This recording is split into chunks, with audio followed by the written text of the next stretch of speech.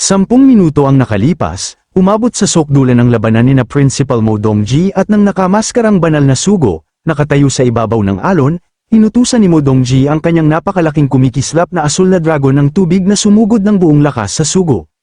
Bumangga ang nilalang na gawa sa tubig, inatake siya ng makapangyarihang kuko at itinulak paatras.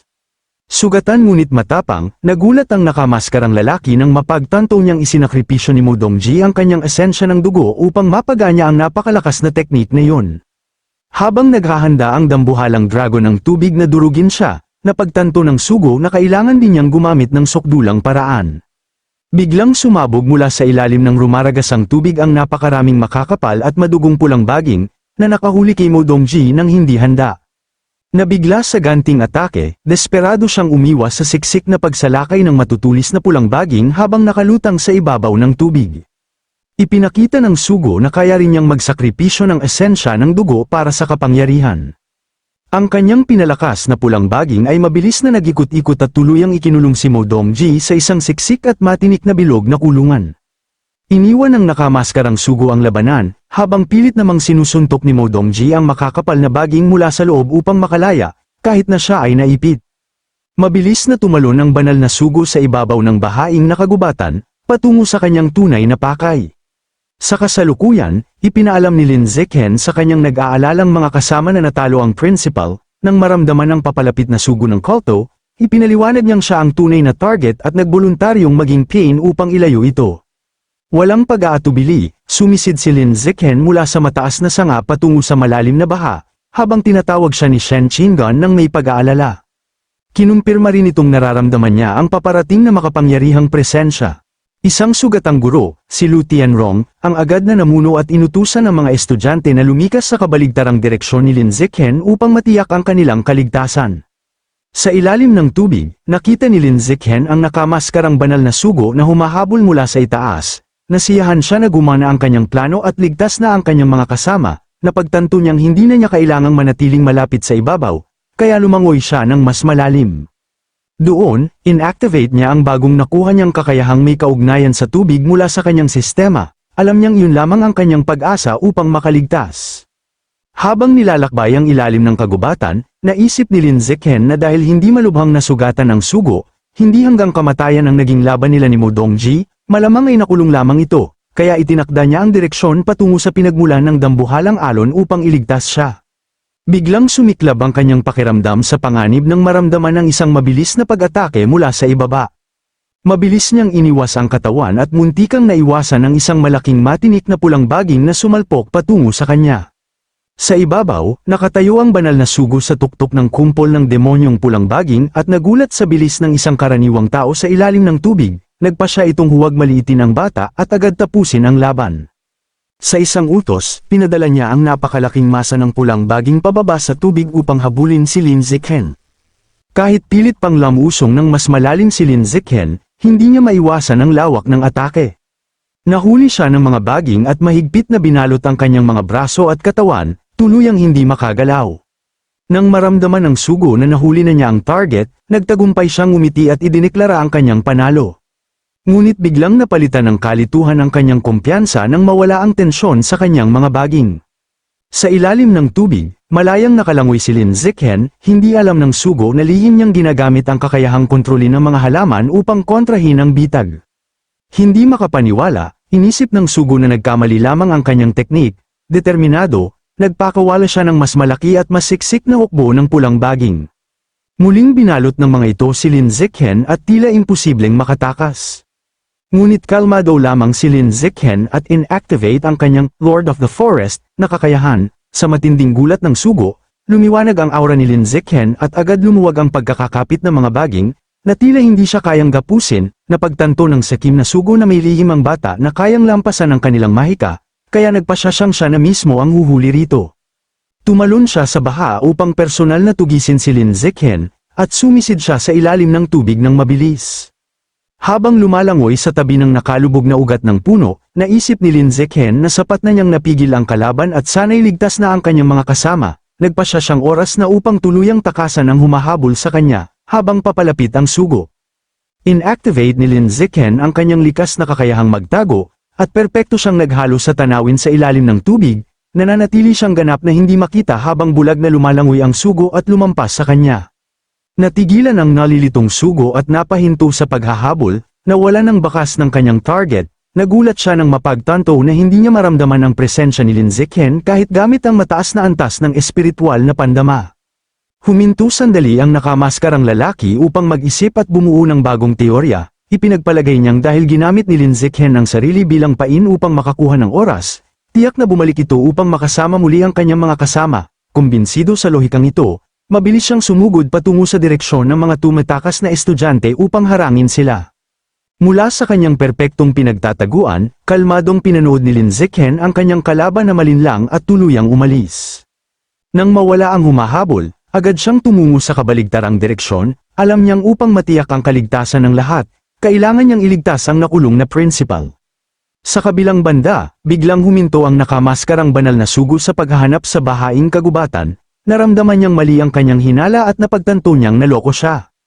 Sa ilalim ng tubig, sa wakas ay nakita ni Lin Zichen ang bilog na kulungan ng madugong pulang baging at nakilala niya itong bitag na kumulong kay Principal Mo Dongji. Lumapit siya upang lihim na gamitin ang kanyang Lord of the Forest na kakayahan para pakawalan ito. Ngunit bago pa siya makakilos, marahas na winasak ni Mo Dongji ang kulungan mula sa loob, nakatayo sa gitna ng mga pira-pirasong baging, napansin niya kung gaano katibay ang kulungan at nagpa siya na agad hanapin sina Lin Zichen at Shen Qingan. Lumutang si Lin Zichen malapit sa kanya upang batiin siya, nagulat si Mo Dongji at tinanong kung paano siya napunta dito, ipinaliwanag niyang hinabol siya ng sugo ng kulto at nagkataon na natagpuan ang kanyang lokasyon habang tumatakas. Hindi nagtagal ang kanilang muling pagkikita dahil biglang tumagos mula sa ibabaw ang matutulis na pulang baging, napagtanto nilang nakahabol na ang nakamaskarang sugo, sumigaw ng babala si Lin Zichen at sabay silang sumisid muli upang iwasan ang nakamamatay na pag-atake. Habang nilalakbay ang mga sanga sa ilalim ng tubig, si Mo Dongji ang nanguna at hinila si Lin Zichen sa napakabilis na bilis, namangha siya sa kakaibang liksi nito, napansin niyang sa kapaligiran ito ng tubig, kahit ang sugo ay hindi kayang tapatan ang kanyang bilis. Matapos makalayo sa saklaw ng kalaban, sabay silang lumundag palabas ng tubig at umangat sa ibabaw ng mga puno, ngunit paglabas nila, napalitan ng matinding gulat ang kanilang mga ekspresyon nang makita ang napakalaking presensyang naghihintay sa kanila. Agad silang nakahinga nang maluwag nang makitang dumating na ang mabibigat na armadong reinforcement mula sa Central Military District, may mga helicopter, mga sundalong lumulutang sa ere, at isang dambuhalang pulang mekanikal na baluti. Isang opisyal mula sa loob ng higanteng pulang makina ang kumausap kay Mo Dongji at humingi ng paumanhin sa kanilang pagkaantala, ipinaliwanag na nagkaroon ng kaguluhan sa base militar dahil sa isang espiya ng kulto. Ngunit habang iniisip nilang ligtas na sila, biglang umalingaw-ngaw ang isang malakas na alarma, nagulat sina Mo Dongji at Lin Zichen. Inakala ni Mo Dongji na naglakas loob ang sugo na umatake kahit may presensya ng militar. Ngunit mabilis niyang napagtanto ang katotohanan, ang mga espiya ng kulto ay nasa loob mismo ng grupo ng mga dumating na tagapagligtas. Sa isang iglap ng pag-unawa, agad niyang hinila sina Lin Zichen at Shen Qingan at tumalon mula sa higanteng puno pababa sa rumaragasang tubig, umaasang makakaiwas sa mga nakabaluting figurang naghihintay sa itaas. Ngunit agad silang sinundan ng mga ito sa ilalim ng tubig, walang tigil sa paghabol. Doon napagtanto ni Mo Dongji na ang lahat ng inaakalang tagapagligtas ay mga espiya pala. Mula sa ibabaw, pinanood ni Instructor Lu ang tensyonadong habulan at naghinalang ang buong reinforcement team ay kabilang sa mapanganib na plant god cult. Agad niyang inutusan sina Ma Weiwei at Limo Yu na lumikas upang hindi madamay sa nalalapit na labanan. Biglang nabasag ang tensyon nang sumabog pa itaas ang isang napakalaking haligi ng tubig. Lumabas si Mo Dongji mula sa tubig, dala sina Lin Zichen at Shen Qingan na ligtas sa loob ng matitibay na sphere ng tubig, ngunit kasabay nilang umangat ang mga madidilim na nakabaluting kalaban. Ngayon, nakalutang sa himpapawid at napapalibutan ng mga kultista, napagtanto ni Mo Dongji na wala na silang matatakasan. Hinarap siya ng nakamaskarang lalaki, at casual nitong sinabi na mahirap maabot ang ganitong antas ng ebolusyon at iminungkahing iwasan ang sabayang pagkawasak. Inalok nitong ililigtas siya at ang mga estudyante kapalit ng pagsuko kay Lin Zichen. Galit na tinanggihan ni Mo Dongji ang aroganteng alok at ganap na nag-transform sa kanyang makapangyarihang anyong kalahating dragon, handang lumaban. Tinawanan siya ng nakamaskarang lalaki at sinabing baliw siya sa pagsasakripisyo ng kanyang esensya ng dugo para lamang iligtas ang dalawang outsider. Hindi natinag si Mo Dongji at marahas na tumawag ng maraming dambuhalang dragon ng tubig mula sa baha, sa isang nakabibinging dagandong, sabay-sabay na sumalakay ang mga ito laban sa mga nakalutang na kalaban. Sinamantala ang kaguluhan, gumamit siya ng umiikot na agos ng tubig upang itulak palayo sina Lin Ziqan at Shen Qingan tungo sa kaligtasan, habang agarang inuutusan silang tumakas.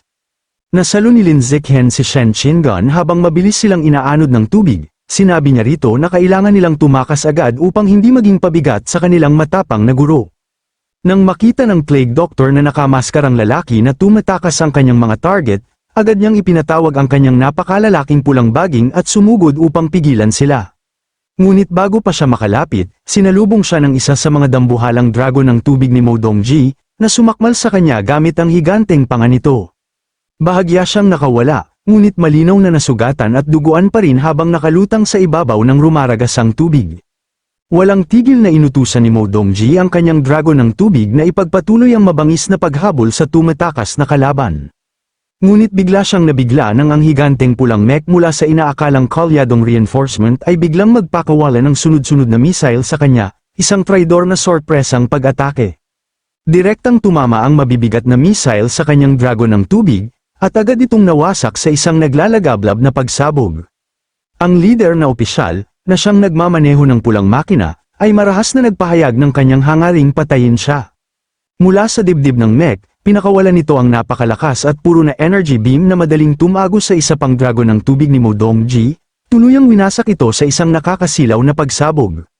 Habang nakatayo si Mo Dongji sa gitna ng umiikot na agos ng kanyang natitirang mga dragon, napansin ng leader na opisyal na kahit sa tindi ng kanyang pag-atake, bahagya lamang ang pinsalang tinamo ng kanyang kalaban. Samantala, ang banal na sugo na nahuli sa pagkakahawak ng dragon ng tubig ni Mo Dongji ay nagbanta sa opisyal, inuutos na pasabugin ito ang backup energy ng kanyang mech upang pigilan siya, kung hindi ay papatayin ang kanyang buong pamilya. Napakagat ng ngipin ang opisyal, halatang naghihirap sa desisyon, ngunit napilitan siyang sumunod dahil bihag ng kulto ang kanyang pamilya. Sa kanyang makapangyarihang anyong kalahating dragon, sumugod si Mo Dongji sa magulong tubig patungo sa kanyang mga kalaban. Habang humihingi ng paumanhin sa kanyang mga nakatataas, inactivate ng opisyal ang self-destruct ng kanyang mech. Sa mismong sandaling sumalakay si Mo Dongji, sumabog ang higanteng makina, nagpakawala ng napakalakas na apoy at enerhiya na sumire sa buong lugar. Lutang sa tubig, ang katawan ni Mo Dongji ay malubhang nasunog at umuusok mula sa malapitang pagsabog. Nainis siya sa sarili dahil mabagal ang kanyang paggaling at hindi sapat upang agad maibalik ang kanyang lakas.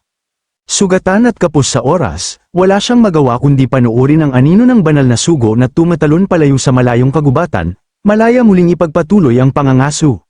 Sa ilalim ng tubig, lumalangoy si Lin Ziqan habang buhat si Shen Qingan, napagtanto niyang muli silang nahahabol ng makapangyarihang kalaban, alam niyang bagamat na itatago ng kanyang kakayahan ang sarili niyang presensya, nakalantad naman si Shen Qingan. Dahil delikado na manatili silang magkasama, sinabi ni Lin Ziqan na kailangan nilang maghiwalay, plano niyang i-deactivate ang kanyang pagtatago upang maging pain at ilayo ang kalaban, isang mapanganib na plano na tahimik namang tinanggap ni Shen Qingan. Ngunit mula sa itaas, agad na nakita ng banal na sugo ang kanyang taktika, napagtanto niyang muli na naman siyang nililinlang. Kaya't hindi siya nagpauto at sa halip ay pinuntirya si Shen Qingan, pinadala ang makakapal na pulang baging sa tubig. Mabilis na nahuli si Shen Qingan ng mga matinik na baging, binalot ang kanyang mga braso at katawan, at bigla siyang hinilapay taas. Sa kabila ng panganib, hindi niya inisip ang sarili at desperadong sumigaw kay Lin Ziqan na tumakas. Ginawang bihag si Shen Qingan, habang ang isang matulis na baging ay nakapulupot sa kanyang bibig. Nagbigay ng ultimatum ang sugo, lumantad si Lin Ziqan o papatayin niya ang dalaga. Sumabog mula sa ilalim ng tubig si Lin Ziqan at lumundag sa himpapawid, mariing hinihingi na pakawalan si Shen Qingan. Sa harap ng kalaban, tumigil siya sa paglaban at kusang sumuko kapalit ng kaligtasan ng kanyang kasama. Nasiyahan ang sugo at ginapos si Lin Ziqan gamit ang kanyang mga baging, mayabang nitong sinabi na balang araw ay magpapasalamat siya kapag nakita niya ang kapangyarihan ng kanilang mga Diyos sa punong himpilan ng Divine Plant Cult. Tinupad ng sugo ang kanyang salita at pinakawalan si Shen Qingan, hinayaan siyang bumagsak pabalik sa bahaing kagubatan, habang nahuhulog, desperado siyang sumigaw sa pangalan ni Lin Ziqan, walang magawa habang dinadala siya palayo ng kalaban. Lumipad ang sugo sa madilim na kalangitan, dala ang nakagapos na si Lin Zichen, at iniwan ng dalagang wasak ang damdamin, nag-iisang lumulutang sa tubig. Habang umiiyak at patuloy na tinatawag ni Shen Qingan ang kanyang pangalan, isang madilim at nakakatakot na presensya ang unti-unting lumitaw mula sa kailaliman ng tubig, nagbubulong tungkol sa banal na parusa sa mga sumuway sa mga Diyos. Habang lumilipad palayo ang banal na sugo kasama si Lin Zichen, biglang sumabog ang isang napakalakas na agos ng tubig mula sa ilalim nila. Marahas na sumabog paitaas ang tubig, dahilan upang lubos na mabigla si Lin Zichen at ang sugo, napagtanto niyang bigong magbigay babala ang kanyang kakayahang makaramdam ng panganib. Mabilis na nabuo ang rumaragas ang agos bilang isang napakalaking whirlpool na sumipsip sa sugo at sa kanyang bihag. Habang hinihila pababa sa kailaliman, nanatiling nakagapos si Lin Zichen sa mahigpit na yakap ng matinik na pulang baging. Ngunit habang siya'y lumulubog, bigla niyang naramdaman ang isang misteryosong puwersa na nagtutulak sa kanya paitaas, madaling winasak ang kanyang mga gapos at pinalaya siya. Dahil sa hindi kilalang kapangyarihang yon, sumabog si Lin Zichen pabalik sa ibabaw ng magulong tubig. Sa kanyang pagtataka, si Shen Xinghan ay mabilis na tumakbo papalapit sa kanya, literal na tumatakbo sa ibabaw ng alon. Dahil sa labis na ginhawa, niyakap siya nito ng mahigpit habang umiiyak, nagpapasalamat na siya ay buhay. Habang hawak siya ng ligtas, napagtanto ni Lin Zichen na ang misteryosong kapangyarihang nagligtas sa kanya ay hindi mula kay Principal Mo Dongji, kundi konektado sa sariling kakayahan ni Shen Qingan. Biglang umangat mula sa tubig ang galit na nakamaskarang banal na sugo. Lumulutang sa ere, nagpakawala siya ng napakaraming makakapal at matinik na pulang baging habang sumisigaw na napilitan siyang gumamit ng sukdulang lakas. Tumayo si Shen Qingan sa harap ni Lin Zichen bilang proteksyon, kinokontrol ang kumikislap na tubig sa paligid at mariing idineklara na hindi niya hahayaang kunin siya ng sugo. Sa desperadong ganting atake, ang katawan ng sugo ay nagbago ng kakilakilabot, tumubo ang madidilim na lamay ng pakpak mula sa kanyang likod habang sumisid siya pababa patungo kay Shen Qingan. Bilang tugon, umangat mula sa dagat ang napakalalaking haligi ng tubig na humubog bilang dambuhalang mga kamay, na agad hamarang sa sumasalakay na kultista. Mariing dinurog ng mga higanteng kamay na gawa sa tubig ang sugo sa napakalakas na puwersa, sugatan at duguan, nadiin siya at halos mawala ng lakas. Sa kanyang pagkatalo, desperado siyang nagmakaawa para sa kanyang buhay, maling inaakalang si Principal Yuan ang kanyang kalaban, nag-alok pa siyang ibunyag ang lihim sa likod ng pagkamatay ng mga anak ng Principal kapalit ng awa. Nagulat sina Lin Zichen at Shen Xinghan sa biglaang pag-amin. Sa isip ni Lin Zichen, napatanong siya kung ano ang tinutukoy na lihim na yon. Ngunit muling umalimbukay ang mahiwagang tubig na kumikislap sa matinding bughaw na enerhiya, na tila hindi titigil. Nakatingin dito ang sugo ng may matinding takot, sa kanya napagtanto na hindi si Principal Yuan ang kanyang kalaban. Ngunit bago pa niya maibunyag ang tunay na pinagmula ng kapangyarihang umaatake sa kanya, muli siyang dinurog ng anyong tubig na kamay, sa huling pagkakataon, tuluyang winasak. Nakatayo si Lin Zichen, hawak si Shen Qingan, habang nakatitig sa walang buhay at nagbagong anyo ng mataas na ranggong kultista na lumulutang sa alon, habang pinoproseso niya ang biglaang pagkamatay ng napakalakas na kalaban, nagtanong ang kanyang sistema kung nais ba niyang lamunin ang katawan. Paglapit niya at paghawak sa bangkay, agad itong sinipsip ng kanyang sistema, kinukuha ang napakalaking esensya ng buhay ng kalaban at malaki ang naidagdag sa kanyang kakayahang kontrolin ng halaman at sa kanyang espiritual na lakas. Namangha siya kung paanong ang isang bihira at napakalakas na eksperto ay madaling napatay, walang pagkakataong lumaban, lahat dahil sa misteryosong kapangyarihan ni Shen Qingan. Makalipas ang ilang sandali, dumating ang ganap ng gumaling na si Principal Mo Dongji sa kanyang anyong kalahating dragon at nagtanong kung nasaan ang kultistang matanda, piniling itago ang lihim ni Shen Qingan, nagsinungaling si Lin Zichen at sinabing hindi niya nakita ang nakamaskarang lalaki, tinanggap ito ni Mo Dongji nang hindi na nagtanong pa. Di nagtagal, dumating ang armadong rescue fleet ng military district, pinuno ang langit ng mga sasakyang panghimpapawid at sundalo upang ligtas na ilikas ang mga estudyante at guro. Kalaunan, sa loob ng isang pasilidad militar, tinalakay ni Officer Yao Muling at ni Mo Dongji ang naganap na kaguluhan. Binanggit ni Yao na ang mga Fox Demon ay kadalasang nananatiling neutral sa kanilang sariling mundo at bihirang pumunta sa Earth. Kaya't napag-isipan ni Mo Dongji ang demo niyang Fox na yon ay sadyang naghahanap ng cultivation vessel, at pinili si Lin Zichen. Inamin ni Yao Muling na naguguluhan siya, kahit henyo si Lin Zichen, marami pang mas mahuhusay sa Origin Land, kaya nakapagtataka kung bakit siya ang pinili ng isang bihirang fox demon. Isinantabi muna ang usapin, lumapit si Mo Dongji at seryosong nagtanong tungkol sa krisis sa loob ng military district. Habang mahinahong umiinom ng tsaa, ibinahagi ni Yao muling naganap ng nasupil ang pag-aalsa ng mga undercover na kultista. Ipinahayag niyang matagumpay nilang nabunyag at napatay ang 47 na nakatagong ahente, isang malaking tagumpay sa operasyon. Ngunit biglang nagbago ang ekspresyon ni Mo Dongji at galit na tinanong kung sinadya ba ng militar na gamitin ang outdoor training exam ng mga estudyante bilang pain upang ilantad ang mga espiya. Ngumiti si Yao muling at kumpiyansang naglabas ng isang kahon. Sa loob nito ay isang makabagong serum na naglalaman ng bagong likhang napakalakas na anti-mutation reagent na dinisenyo upang gamutin ang matitinding epekto pagkatapos ng labanan. Si Principal Mo Dongji, na may suot pa ring sungay ng dragon at asul na marka sa mukha mula sa matinding labanan, ay magalang na tumanggi sa agarang iniksyon, sinabing maayos ang kanyang pakiramdam at gagamitin na lamang ito sa ibang oras. Matapos ang magulong ambush, opisyal na pinutol ang outdoor training exam, at makikitang sina Lin Zichen at Shen Qingan ay bitbit ang kanilang mga maleta habang ligtas na bumabalik sa paaralan. Pagkaraan ng ilang oras, tahimik na nakaupo si Mo Dongji sa kanyang opisina, nakalatag sa harap niya ang mga kagamitang medikal. Sa huli, nagpasya siyang itabi muna ang espesyal na reagent na ibinigay ni Yao muling. Sa seryosong tono, kinausap niya si Lin Zichen, ipinaliwanag na inaasahan na niyang siya ang magiging target ng mga undercover na espia ng Plant God Cult matapos niyang ipakita ang napakalakas na talento sa camp assessment. Habang nakatayo kasama si Shen Qingan, sinamantala ni Lin Zichen ang pagkakataon upang magtanong tungkol sa tunay na kalikasan ng Plant God Cult, at kung ano ang eksaktong biological level ng nakamaskarang elder na kanilang nakalaban. Mahinahon na humigop ng tsaa si Mo Dongji bago ibinahagi ang isang nakakagulat na kasaysayan, ang Plant God Cult ang pinakamatandang kilalang heretical na organisasyon, na mas nauna pa sa paglitaw ng mga halimaw sa mundo, at sila mismo ang responsable sa pagdadala ng mga ito sa planeta. Labis itong ikinagulat ni Lin Zichen at Shen Qingan, idinagdag pa ni Mo Dongji na ang cult rin ang lihim na kumokontrol sa maraming maliliit na grupo, tulad ng Rat God Cult. Naalala ang laban-laban sa mga matinik na baging, ipinaliwanag ni Mo Dongji na ang tunay na biological rank ng isang high-level expert ay isang lihim na mahirap tukuyin, at karaniwang nalalaman lamang sa mismong labanan. Upang mabigyan si Lin Zichen ng ideya, ibinahagi niyang siya mismo ay nasa Rare Tier 3 level. Sa pagproseso ng nakakatakot na sukat ng kapangyarihan, napawisan ng malamig si Lin Zichen, na pagtanto kung gaano siya kaswerte na ang layunin ng kultista ay hulihin siya at hindi patayin. Paglipat sa pangunahing usapan, biglang naging matalim ang ekspresyon ni Mo Dongji at nagbunyag ng isang malaking sikreto, nasaksihan niya ang buong laban kung saan tinalo ni Lin Zichen ang isang makapangyarihang advanced rank 6 na cultist ng mag-isa, na parang walang kahirap-hirap.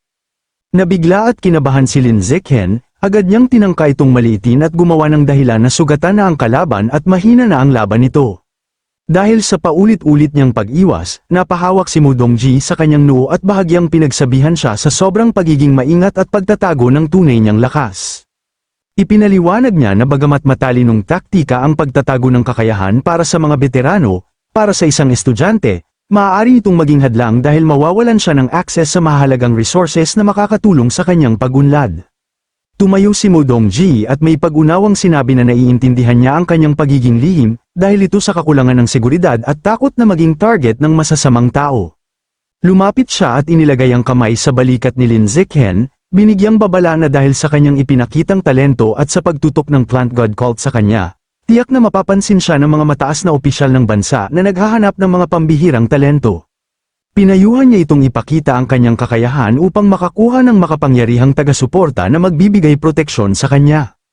Tumango si Lin Zichen at sumang-ayon, ngunit sa loob-loob niya ay nagpasya siyang magkompromiso, ipapakita lamang niya ang kanyang pisikal at espiritual na lakas, at itatago ang kanyang mas pambihirang kakayahan mula sa kanyang sistema.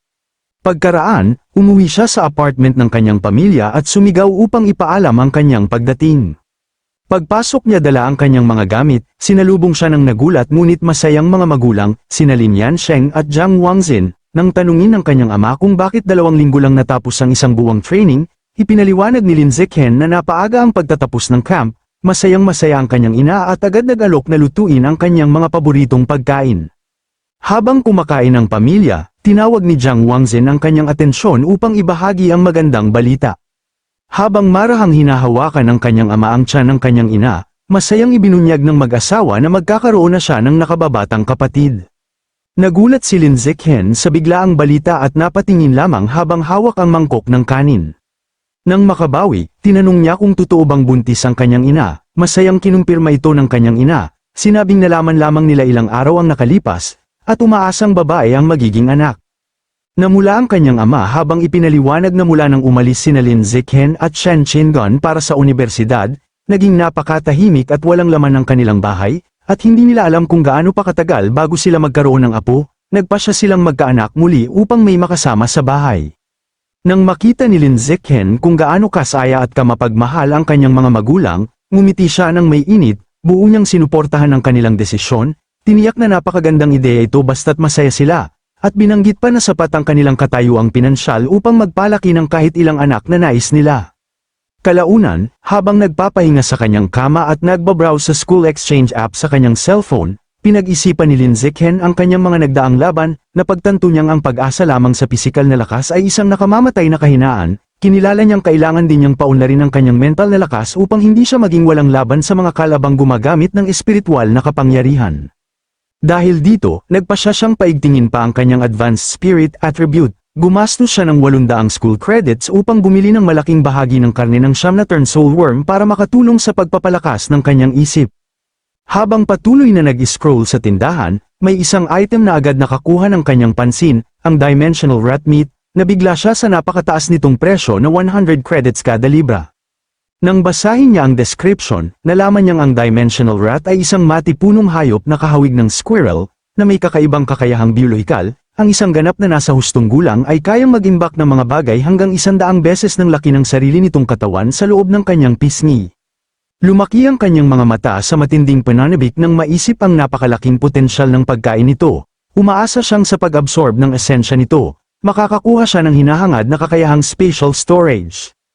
Ang ideyang ito ay agad nagpaalala sa kanya sa nine-tailed demon fox na kanyang nakalaban sa kagubatan. Naalala niya kung paano ito nakapaglabas ng isang kumikislap na collar mula sa wala, kaya napag-isip-isip niyang malamang ay mayroon din itong katulad na kakayahan o isang espesyal na gamit para sa imbakan.